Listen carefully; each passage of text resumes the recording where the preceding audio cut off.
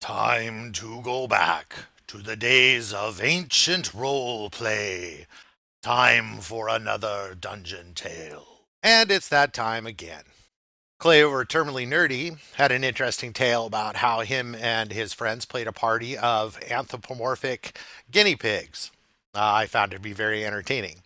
He asked in return that I tell him about one of my favorite role playing experiences. So that's what I'm going to do. From my previous tales, you should know by now that I used to play some pretty Monty Hall crazy Dungeons and Dragons campaigns. At some point, that got to be old, probably once we grew up, and we decided to start over fresh with a brand new campaign. We decided to set it in Greyhawk and roll up all new characters. I personally had mostly played evil characters, so this time I chose to play a paladin. We rolled up characters using first edition rules because my friend had acquired a module called The Fate of Istis.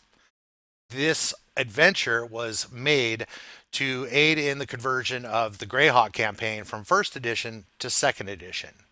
By the time we got around to playing it, third edition was already out, and we weren't really familiar with it, so we decided to make first edition characters, play them through the module, get them up to second edition rules, but at the same time convert them over to third edition so we could learn how to play.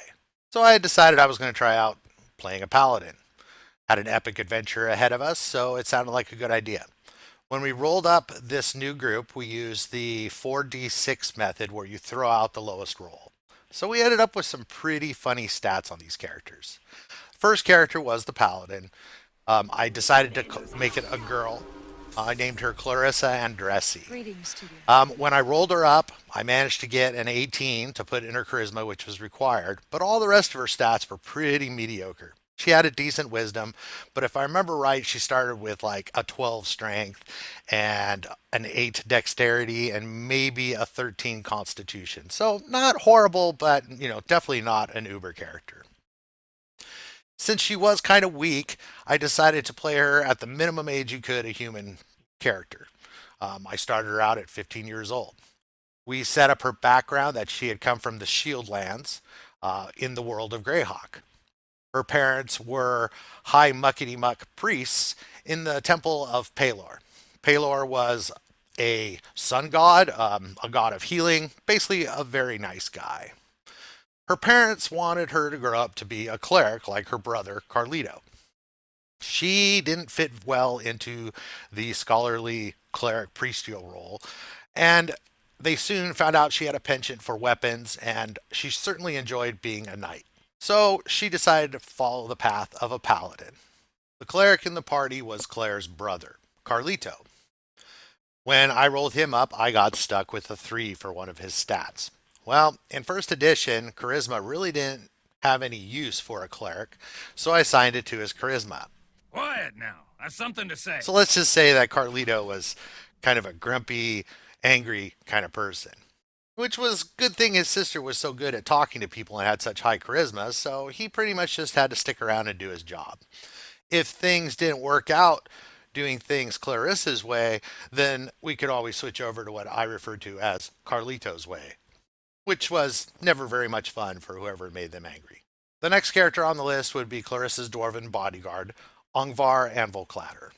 He was a dwarven warrior who had been rescued by Claire's parents in the past and had sworn loyalty to their family. When Clarissa was born, her parents had asked him to watch over her. He was a friendly, boisterous fellow. His relationship with Claire was pretty paternal, although he is long since given up trying to control her because she was kind of a wild child and pretty much keeps his job to keeping her alive if the situation comes to that, which he's very good at. Add into this group a half-elf wizard druid named Megan Dearth. We waste too much time. There is much to do. She lived in the same city as the other characters, and she was brought into the party to face this adventure, the fate of Istis, because as a druid, she'd be very helpful for cross-land travel, and as a wizard, she'd be helpful in things of arcane, identifying items, reading languages, etc. To top the party off, we had a bard named Timoth Illyri. He was a human who had been hired pretty much to chronicle the adventure by Clarissa's parents. They knew that this was going to be a big deal, and they wanted to have it put down into history.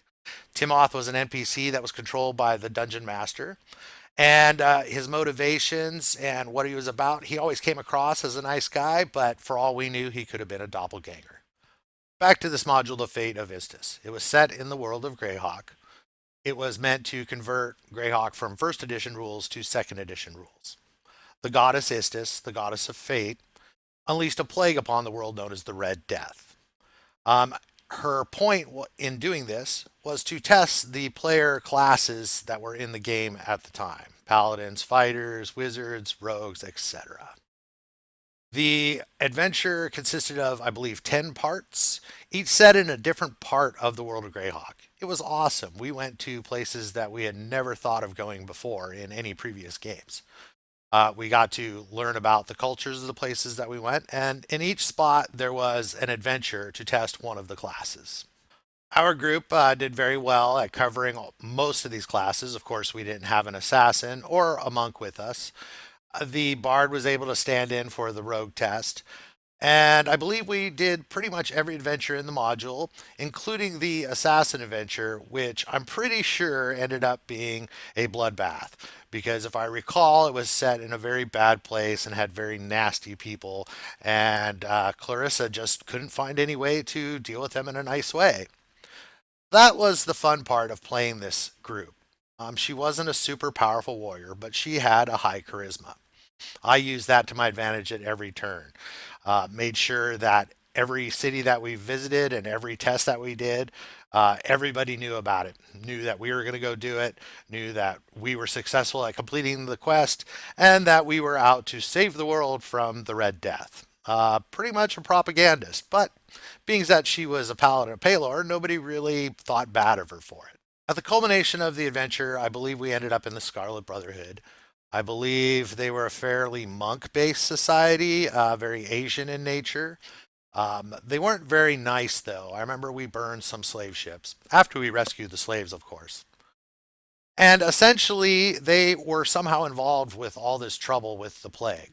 Istis appeared, basically announced that we had completed our quest, we were successful, and the module ended up removing monks from the game. It also removed assassins from the game. I believe that the Scarlet Brotherhood pretty much left the realm, and everything was moved to a place called Karatur, which I believe was in the Oriental Adventures book that was out at the time, but I don't remember a whole lot of that. But the big thing was, is my group were super famous. Clarissa was savior of the world. Boy, was I going to cash in on that.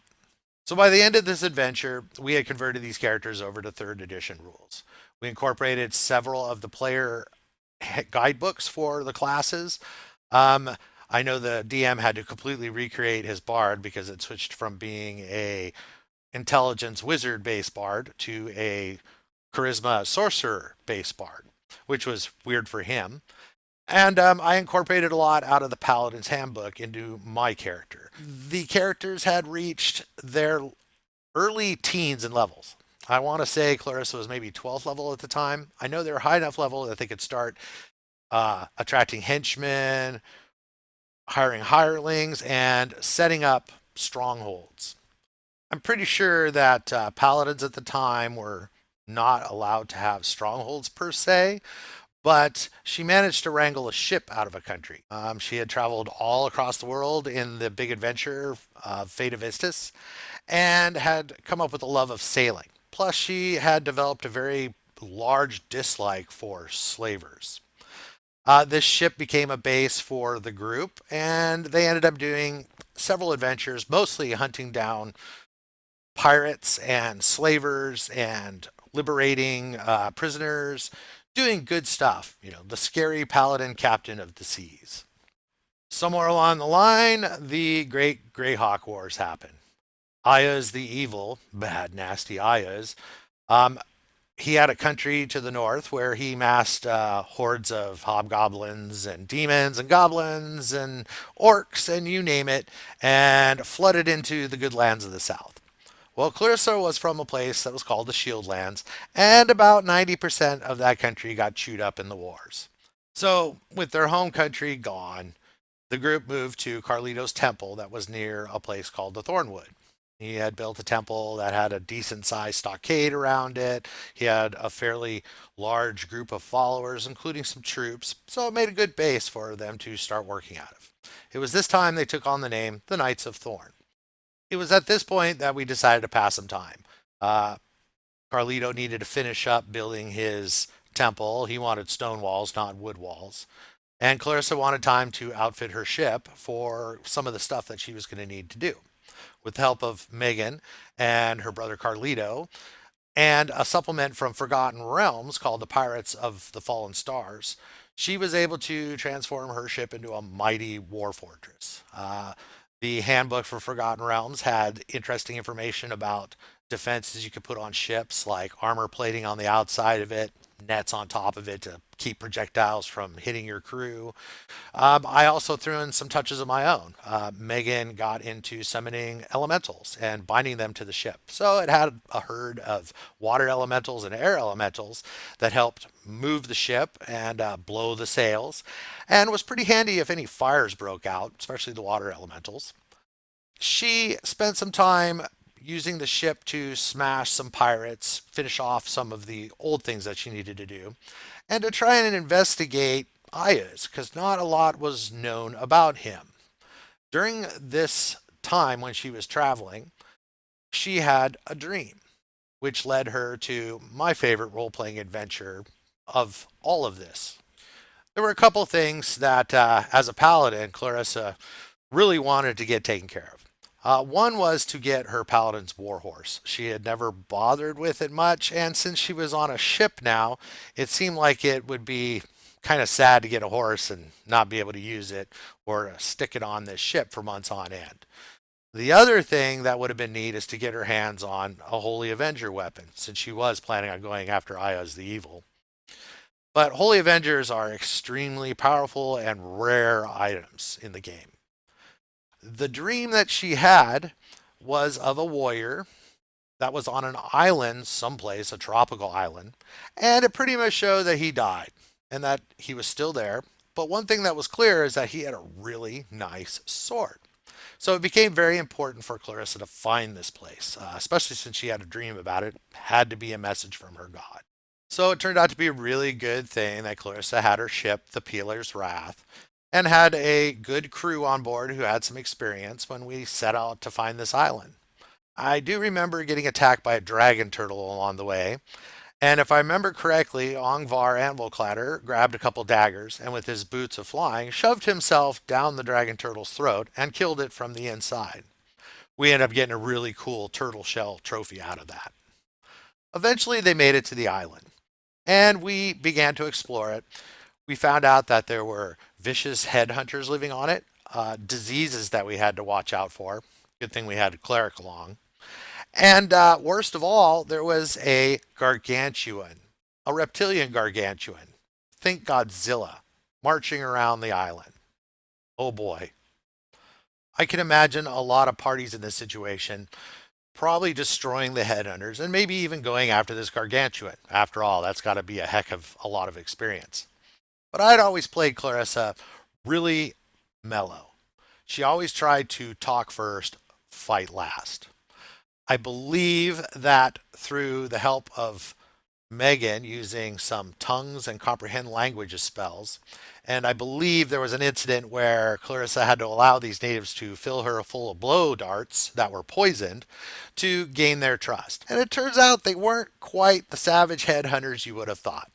The reason they take people's heads is because people come to their island, they piss off the gargantuan goes on a rage fest and causes all kinds of trouble for them. So no wonder they kill anybody who comes to the island. They spend their time leaving it alone and just trying to exist. Well, once they found this out, it became pretty easy for them to stay on the island. Clarissa certainly wasn't into offending these natives' gods. She didn't want to kill them because obviously they weren't bad people. They had decided not to kill her. And on top of it, Megan was pretty fascinated by this gargantuan creature. And it would be a complete shame to destroy this possibly unique beast. So we set about figuring out what the deal is with this gargantuan. At the same time, Clarissa stayed with the villagers to learn more about them and their history. As it turns out, several years ago, another person had come to their island, a warrior. He had determined that he was going to save these villagers from this gargantuan and had marched off into the jungles to cause trouble yet again. He never returned from that. Sounded pretty familiar to Clarissa, especially with that dream she had. Megan was able to determine that the gargantuan, pretty much, if you didn't let it see you, wasn't a problem. So we went on scouting expeditions to start looking for any evidence of this warrior that came before. During the adventures, my paladin ran into an olifant. This is a type of furry elephant, um, and it started following her around. Turned out that was her paladin mount. For whatever strange reason, this was what she was going to get. Not a warhorse, but a pretty large olifant.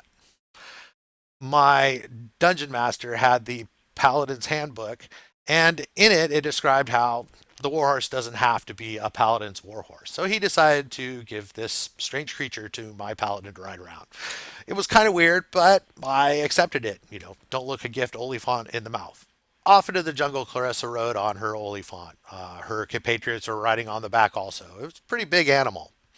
They managed to stumble into the gargantuan's lair, where it slept when it did sleep. Luckily, it was asleep at the time, and we surprised it, so we wisely turned around and left. Goodbye, gargantuan. Eventually, they found the warrior. He was dead. Matter of fact, they found him squished into a footprint of the gargantuan. Imagine that. On his body, there was an awesome two-handed sword, a really nice set of full plate mail. He had rings, a cloak, and if I remember right, there was a scroll case, chest packed full of scrolls. We collected his body respectfully, and we returned to the ship.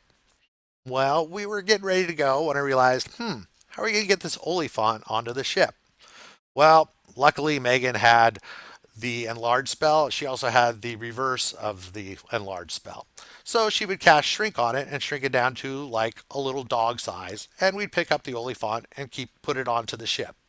There was enough space in the hold that it could grow to full size so that it didn't have to be shrunk all the time.